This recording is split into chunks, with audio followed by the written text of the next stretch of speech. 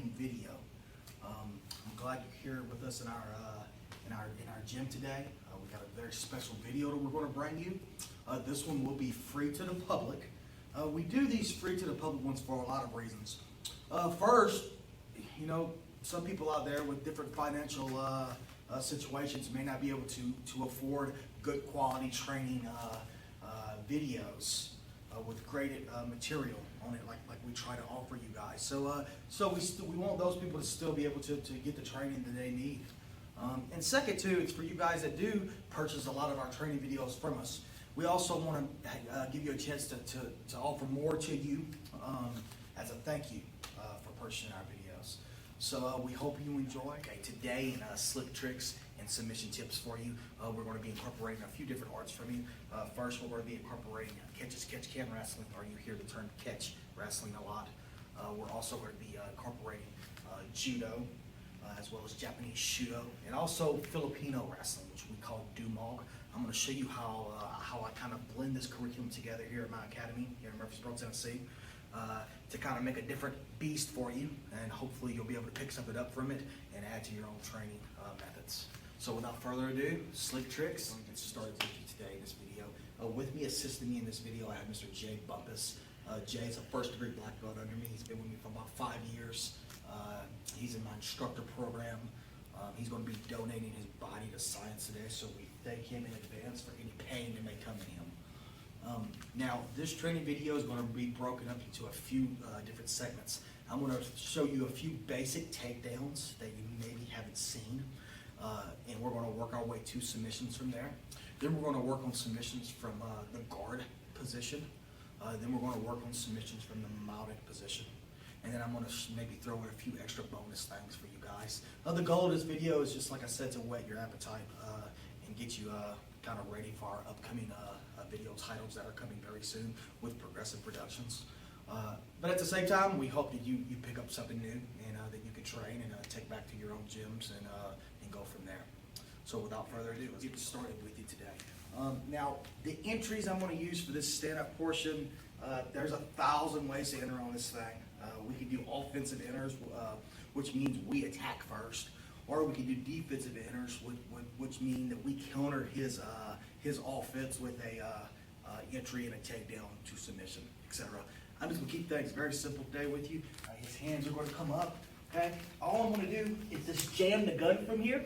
You see, we just kind of stuff him from here, and immediately, you see, I drive the knee forward and then I clinch. As soon as I get the clinch position, I'm on the balls of my feet, and my hips are out, just in case he tries a double or a single. I can counter that. Okay. So I go 1, 2, 3. Now I can throw as many knees as I want to here, but the takedown is what we're going to work on. So from here, I use the web of my hand, and I'm going to hit his elbow position. I'm going to hit it very, very hard as I step forward here for the overhook. You see? Now the first takedown we borrow from Filipino wrestling. We use the term dumog.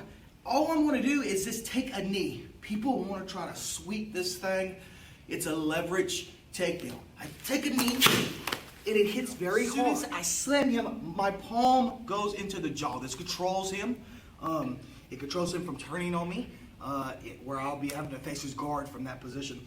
Also, it's a hit, and also it keeps me from getting bit. You guys that know me know that when I approach my grappling, I try to teach things that are completely universal. You can take them from the mat, you can take them from the cage, into the street if you need to. So I palm. I don't wrap, I palm. Now as soon as I do, this leg slides over. My right leg goes into his shin, or my right thigh goes into his back. And this is very important here. If you notice, I'm in his throat here. Okay, in fact, to the point where if I put it tight enough and lean, I can get a choke and a shoulder lock from here. Sometimes I even grab and I make the choke with neck crank from there. Okay, we'll show this again. Freeze. See? So from here, I jam the gun, I drive the knee home. I make a knee, I push, and I slam it down, getting control. I'm sliding into position. I cross over. Now, I have a lock automatically. This is more of a street type of lock. Okay? Some people grab their thigh. Some people can grab a grip like this. Okay, some people do the prayer position and they say, oh Lord, I hope this isn't hurting so bad, but I know it is. Okay, that doesn't matter too much. Now, if I want to go to the arm bar, I'm going to jump my shin into his stomach and leg straight back. And I get a very, very tight arm bar from here. Now, you can grab, okay, but I like to do one arm with it because I like to be able to control this other arm, go for my knife, go for my firearm if I need to, fend off other attacks. Also, you can take this bone, and you'll be hearing a lot about this bone in today's video. But I can put it right here in his radial nerve, and I really get a real painful type of submission from there. Okay? Try to do this one a little bit faster for you.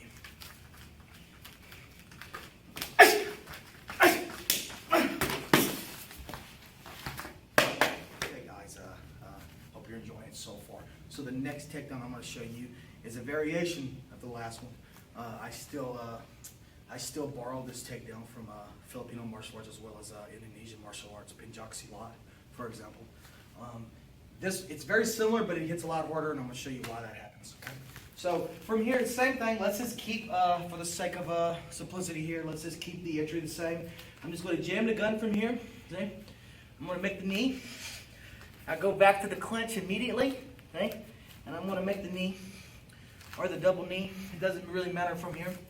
Same arm drag. Now, instead of taking a knee with my right foot, I'm going to do a double step and walk past his base. So basically I go 1, 2. This is hit. I'm going to show that again. Okay? 1, 2. Get that arm drag. 1, 2. Now, it's a little scary the first time you do this. All I want you to do is lay straight back. Just lay down. Okay? Your weight will hit him right over you. Okay? Now, it's not as dynamic as it's going to be when we do this slow, but we'll do it fast speed for you too. Different angle. 1, 2, arm drag, step, step, and there's the throw.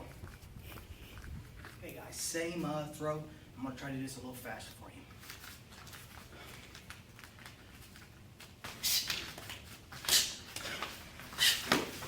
Control the base, jump in. Hope you're enjoying it so far. Moving right along. This next takedown, this next series that we're going to show you works really good on the street. I've actually used this one a lot in my bouncing days. Some of you may know, those that just first time meeting me, I was a doorman or a bouncer for 16 years. So this one worked a lot. I'm going to show you some nuances to bring the pain with this one, okay? But for the sake of simplicity, let's keep the entry the same. His heads are up. I'm going to jam the gun. I drive my knee forward. Now when I never clinch with two hands at once. I always go in with one hand. Now for the street, that's the eye break always. And then I connect the other hand. Okay? The reason why, if he reaches in with both hands, they're very, very easy to side swipe. He has nothing left to guard. But if he reaches in with one hand, if I reach it, see if he reaches in with one hand and I side swipe this, he still has something else to pick it up with.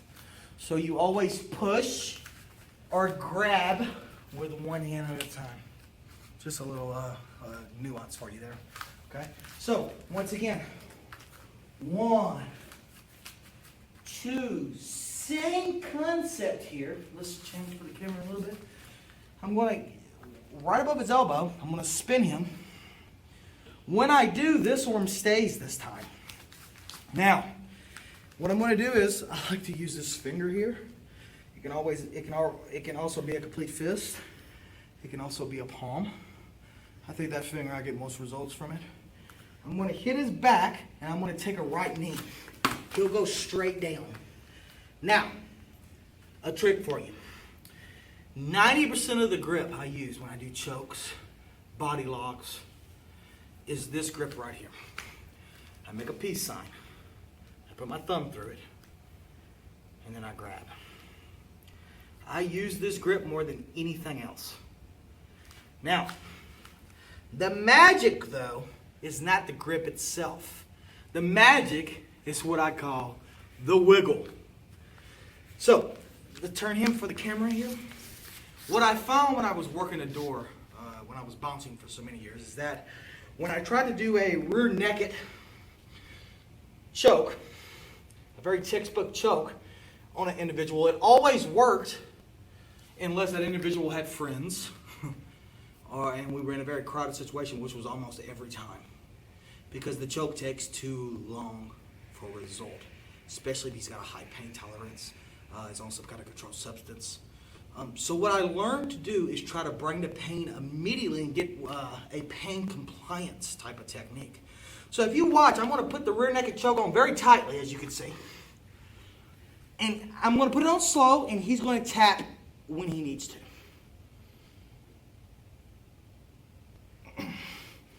I still didn't get the tap there. Now, I'm going to show you my grip. I'm going to put it here in the carotid artery, and I'm going to do the wiggle, and I want you to see how fast I get a response. Okay? It's immediate. The only faster choke is with a weapon or a stick against the carotid, trust me. Okay?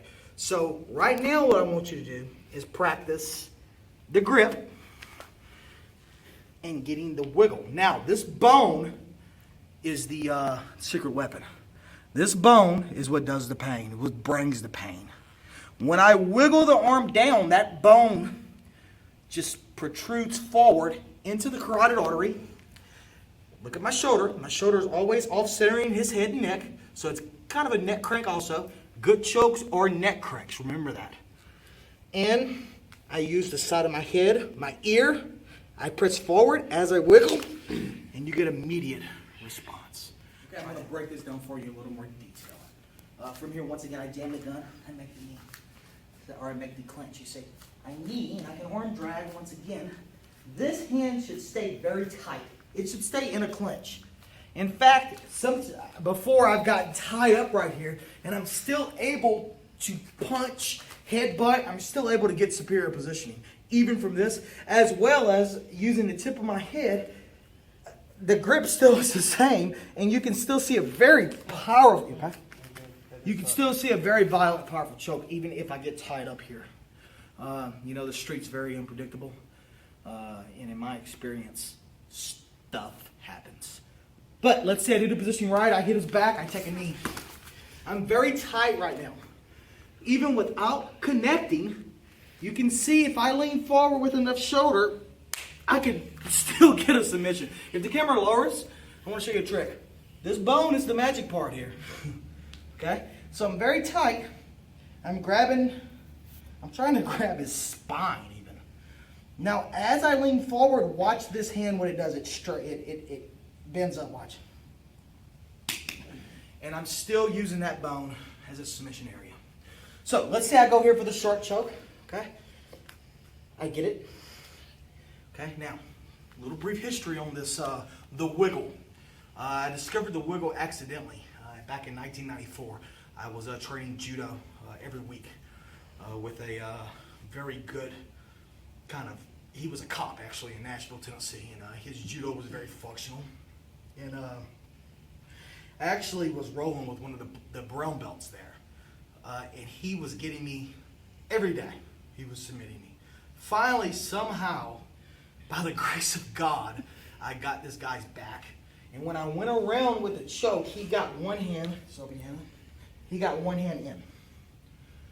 I had the short choke, I had my grip, and I was squeezing and nothing was happening. And out of desperation and frustration, I wiggled, and I actually tapped him through his hand. In 1994, that marked the light bulb in my head going, there's something to that. So over the years, I just tried to perfect that position. So, watch. I have the carotid. If I really don't like him, the windpipe area is there. If he tucks his jaw, I cross face over, this knee, if he's in this position, goes out. Okay, don't be afraid to stick that leg out. He's not going to roll you or flip you from this position, I promise you. Same attack, okay? You see how powerful this grip can really become. Same attachment point, and then I get a bone lock, jaw lock, which is very, very powerful. I can go up to the eye socket, still get it, watch, forehead. It's extremely, extremely powerful, okay? Work on this grip. Also, from here, if he goes up to grab with the left hand, he goes up to grab, no, my hand. He goes up to grab my hand. This hand, knife hand's down. I put it over. Now watch. I lean forward with my left hip. If his other arm is captured, it's my right hip. And I get a shoulder lock and a choke and a neck crack all at once. Work that technique. When I get that cross face, I secure this. I like to use the web of my hand. I secure that elbow. Remember, elbows control arms. And then I reacquire. Also, a little nuance for you. I put this elbow, or actually the kind of tricep area, into my own thigh here. And when I crank, when I press with my forehead, I move forward with my thigh. So it kind of adds a little extra power to the technique. Okay. Also, sometimes they will tuck their head. This makes it very hard for me to get a good solid cross face. Makes it very hard to get a choke. So what I want to do is raise that head up. Okay. So once again, I secure. Once again, look at my thigh how it's bridging or helping my arm stay secure from this arm moving here. Okay. And I can be here grabbing the hair. You know how I am when it comes to grappling. I want everything to be transferable from the cage, from the mats to the street. So I can grab the hair, I can grab the ear, all that's there. Then I use the tip of my elbow right in the spine. That raises up the head to the point, look at that, I just got a choke and I'm still there. Okay, so another trick for you. Now, let's try to break him down a little bit. From this area here, still controlling the elbow, okay? This hand is just going to snake right down the spine, and I'm going to grab his shoelaces. I like to use my jaw for a control point. I don't see many people teaching that as a control point, but it works beautifully. I've used it a lot in my in actual street fights in my bouncing days. So it's a very good control point. I use my jaw and I grab his shoelaces. Still keeping control of this elbow. Let's turn and freeze. So I'm here. Now, once I have the shoelaces, I see a lot of people grabbing ankles on this one, which probably would work fine, but I feel that the shoelaces gives you a little more leverage and gives you a little more power with this. So I'm here, I grab his shoelaces. Now, from traditional martial arts, I'm going to ridge hand this arm as I pull up with the shoelaces. So I'm here. That breaks me right down. Now I keep this control position and I move in and jam the foot. Here, I can go right here to the cross face and get the choke or the face lock if I wanted to. Okay? I can also move directly into the God must love you because he gave you the back mount here. Okay?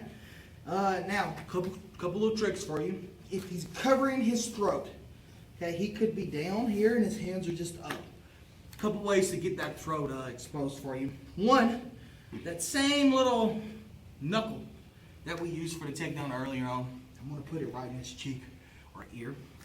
And that's going to move his head over, and I slide the short choke in, and I put the choke on. That's the first one. Second one, I can, if this was real, obviously the elbows to the spinal column would work beautifully. But for the sake of training, I'm just going to go here on the other side of his head. And I'm going to go up at a 45-degree angle. You'll see what that does to his head. And then this choke, slide right in. Choke. So a couple little tricks for you there. Work those. Hey guys, moving right along. Hope you guys have enjoyed the video so far. Now I'm going to teach you some little details from the guard position. How to get the submission from the guard position. Okay, so he's going to get my guard. So I have an entire curriculum based just on this position, but I'm just going to show you a few for you today, okay? First one, I'm going to use 2-finger grip. I'm going to shook this thing down very violently. And when I do, the elbow is there, obviously, if this was a street or a MMA match. And I secure this wrist also. That happens simultaneously. You should just put that alone through a lot of repetition, both sides. Okay? Now, once I do that, the first one I'm going to show you is I grab the same 2 fingers, I grab the tricep area, I rip it as hard as I can, and I turn my body to a 45-degree angle. I put the lock on. Now, I don't use thumb, I use complete grip, and I turn this as much as I can. Okay, first point. Secondly, the reason why a lot of people think Kimuras or chicken wings, we like to call them, do not work is because they don't understand that the elbow controls the lock. So what I want to do, when you have branch down, we call this, I want to take this elbow and move it as high up as I possibly can.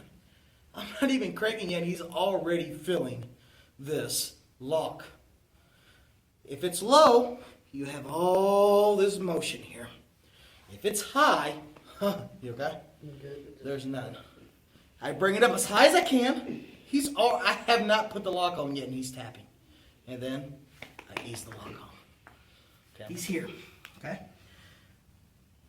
I shook the hands down, popped him with the elbow. Okay. Move his body violently. Do not keep this thing low. Now this is universal, even if you're cross-side trying to get these. I'm not talking about arts, I'm not talking about all this, please don't think that, but a lot of Brazilian Jiu-Jitsu practitioners, they think that this lock is pretty much useless. Because many of them do not understand that the elbow is the secret. So I'm here. I move him up high, and I put the lock on. Okay? Okay, so, same thing on the other side. 1, I hit. 2, elbow high as I can, and put the lock on. Practice that. Okay, guys, we're not teaching cross-side today. We're not teaching this position, but I just want to prove to you what I say about the elbow working with the Kimuras or the chicken wings, okay? If the branch is down, I make his head very uncomfortable. Obviously, the elbows are there, and you'll see a lot of this in my TAR Tactics program, which is more of a street grappling type of program. I staple this hand down. Now, a lot of guys will thread this wrist, and then they'll start cranking, and then he rolls me over with a superior position, okay? This is the secret, the elbow. So we have branch down. Now, I am going to try to move his elbow as high as I can. Now, his hand is glued, and he's already feeling this. And I just crank. There's no unanswered motion. There's no unneeded motion there. Same thing with branch up. The secret. I'm here. Once again, a lot of guys will keep this thing high. They'll keep their thumb cupped like this, and they'll crank and crank and crank and crank, and then nothing will happen there. What I want to do is grip this thing. Now, I lower my center, and I bring his elbow to his hip. You okay? He's already feeling this. The elbow controls it, and I crank. And I roll, you okay? And I roll this thing like a motorcycle grip. Watch. Here, look at this. Full range of motion. Watch. The elbow controls the lock. Okay, guys, sometimes his head, now keep in mind, there's 1,000 ways to capture this arm. And in the upcoming arm attack video series that we're putting out, you will get 1,000 drills you can do. This is just a sample video. So, sometimes his head will be captured here, or his head will be covered, I'm sorry. And it's very hard for me to shake his hands to capture this arm. So this is a very easy go around for that situation. If I want to capture this arm, I'm going to push his head this direction. I don't really push, it's a hit. Everything I do is very, very violent. Just remember that, okay? I'm going to palm the ear or palm the head and then push. Instinctively, he's going to push against me. And I go with that side and I'm back to where I was. Very simple, very effective. So he's here, okay? If I want to capture this arm, I push this direction. Once he gives me resistance, I go to this point and I put the lock on, remembering elbow control. Okay, so that's the way to get past the his head guard there. Practice that technique. Okay, guys, well, one more time, a little different angle for you. Obviously, if this was straight, there would be other things that I could do from here. For now, I'm just going to get rid of the arm. See from here and I elbow. I rip this thing violently and I get the submission. Now I give him a little piece of freedom and he's going to go with that and I'm just going to roll right into.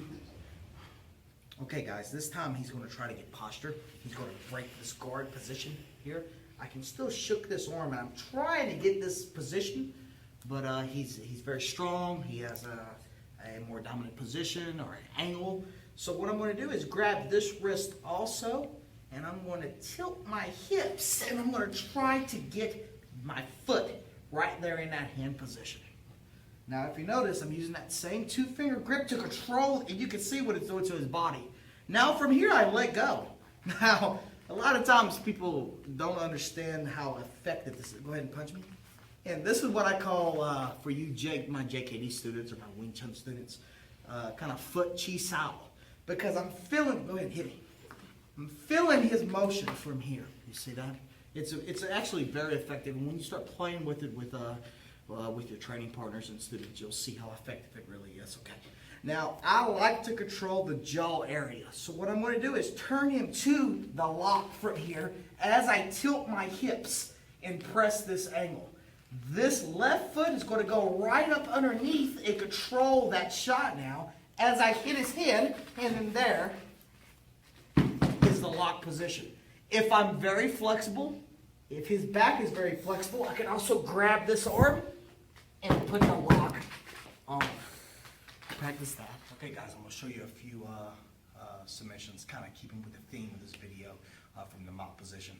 A lot of guys say that what I'm about to show you just doesn't work. It's not effective. Well, hopefully I'm going to show you how to make them a little bit more effective. So from here, first off, if I go high mop, it's to put in the guns. It's to hammer elbows and fists. Low mop is to put the hooks in for submission. That's where we're staying this video. So I go low mop. First thing I'm going to do is making very uncomfortable by making his body go to a very uncomfortable place with my elbow. Okay? Keep in mind, this could be the strikes, obviously. Okay? Now, if the branch comes up, he may push against me. Push against me. I staple. I secure. Those are your first two positions that you just need to train over and over. Staple and secure. Now, a lot of guys put the lock on and they try to get the lock from here. Once again, remember what I said, the elbow is the magic. My goal is to put the elbow to his hip when I do the lock. Well, the problem with that is my own body's in the way. The camera can start moving a little bit now and start seeing. See, I'm trying to put the lock down, but I really can't get it because my body is in the way. So what I do, I'm going to drop my center, put the hooks in. Now watch. When I pull the elbow, my body makes a U. And the lock is already on. Very, very simple. Okay? Remember that the elbow controls the lock. Now, once again, I'm making very uncomfortable. I staple down. Now, I try to do the elbow high, but because I don't have a third limb here supporting me, I cannot get enough leverage to get the right angle to do this effective submission. So I have to make that angle. The way I do it, I'm going to lean forward and use my forehead as a post. I put my left leg under and I turn him over. And now we're okay? Now we're back to where we were in the previous technique. One more time. I'm here. Branch down. Capture. Let's do branch up first. Branch up. Capture. Secure. Staple. Drop your center. Put the hooks in. Twist. There's your lock. Branch down. Same principle. The hits are there, obviously. Staple. Bring high as you can. Need it. Use your head as a post. Leg under. Twist. There's your lock. Practice that. Okay. The ground is the very last place you want to be, especially in a real street fight. Forget the hype. This is not a padded floor. There's no refs out here. There's always multiple opponents. There's always weapons within arm's reach. But everything you do in there, you have to pull off out here. Now this sucks. I have been in many altercations with road rash that look like I flipped a motorcycle. Okay, but I'm going to show you how some of these techniques are universal, and I'm going to show you how you need to condition yourself to understand how this tar really feels. So we're here. If I'm high, I just put in the guns. That's where I want to go. And this is my tar tactics program. So stay tuned for that video that's coming out soon. And we're going to have some secret videos coming out with those. So let's say that I do my game and I get the body positioning. I still post with my head. Be sure not to slam your head. So I lean on this knee. I post, I put this leg under, and I flip. And there is the lock. If you want to be a real complete martial artist, you have to train your game on the mats and on the street. Hey guys, I hope you've enjoyed this training video so far. We're actually going to end tonight with some leg locking for you. You know, we practice leg locking every week here at my academy here in Murfreesboro, Tennessee. My fighters train leg locking a lot. My yellow belts, people that have been in the program 2 to 6 months, train leg locking. And it amazes me how many people do not. They claim it's for fear of getting injured. Let me tell you something. You do any research, arms, shoulders get injured way more than ankles and legs. The leg is very strong. The leg is very durable. Stop believing the hype. Start training them, because if you are a good leg locker, you have an advantage. Please, tonight's lesson, we're going to show another leg lock from passing the guard position. Keep in mind, I'm going to show tons of these leg locks in our upcoming leg attack series that we're putting out, so stay tuned for that. But a very basic one is I'm going to grab the shoelaces. Whenever I try to pass guard, I usually go for the shoelaces. A lot of guys go for the heels. A lot of guys go for the shins. If it works for them, heck, it works. I prefer, and I've had a lot of success, while just squeezing tight and going for the shoelaces. Now, this is the secret.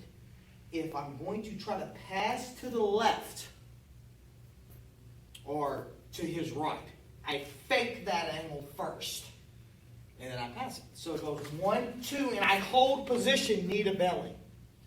Now, from this position, that hand rains down. He'll never see it.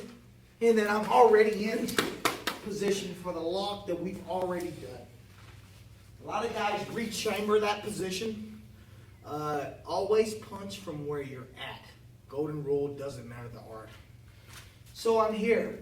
1, 2, I hold this position as I transition, because I don't want him to transition or maneuver into the put me in his guard position. I slam the knee. Nothing I do is passive. I slam. Okay? From here, it hits. It hits. The position is already there for the arm bar. Now, we have that. The leg lock. Same position, same type of technique. I fake and I go. If you notice, Watch again. I fake and I go.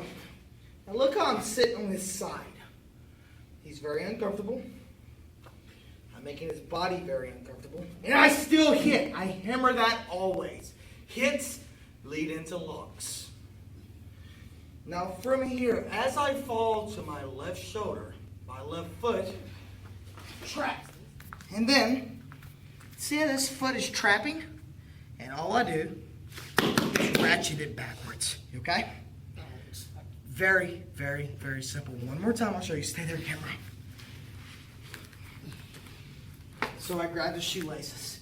If it was straight, the kick would be there, obviously. I fake and I go. I hit. I lay back on this shoulder. Tight knees. Foot tries to touch my other shin. Grab my own fist and start ratcheting.